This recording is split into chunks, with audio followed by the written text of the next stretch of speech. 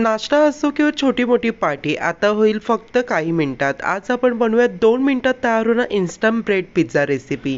अतिशय साध्या सोप्या पद्धतीने अवघे 2 मिनिटांमध्ये तुम्ही हा चीजी ब्रेड पिझ्झा घरच्या घरी तयार करू शकता. अगदी पहिल्यांदा बनवणार असाल तरी परफेक्ट बनेल.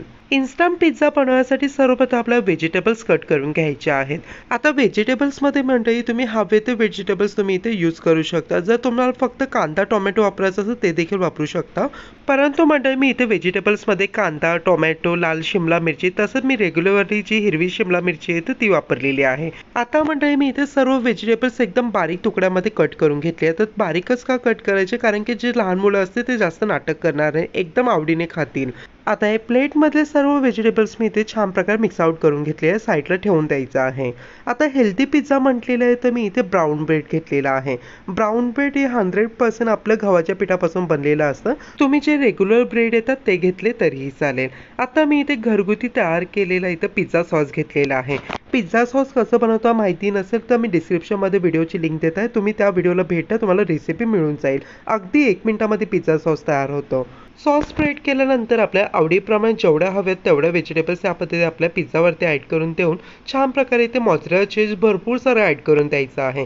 आता चीजची क्वांटिटी तुम्ही तुमच्या आवडीनुसार कमी किंवा जास्त ठेवा. नंतर त्यावरती ऑरिगॅनो आणि छान प्रकारे सर्वात शेवटी चिली फ्लेक्स आपल्याला स्प्रिंकल करायचे आहेत.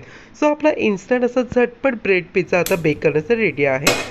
गॅस पेटवून तवा ठेवून तव्यावरती आपल्याला छान प्रकारे 1 मोठा चमच इतकं बटर किंवा तूप या पद्धतीने स्प्रेड करून मेल्ट करायचं आहे आणि छान प्रकारे तयार केलेले पिझ्झा आपल्या या पद्धतीने ठेवून द्यायचे आहेत.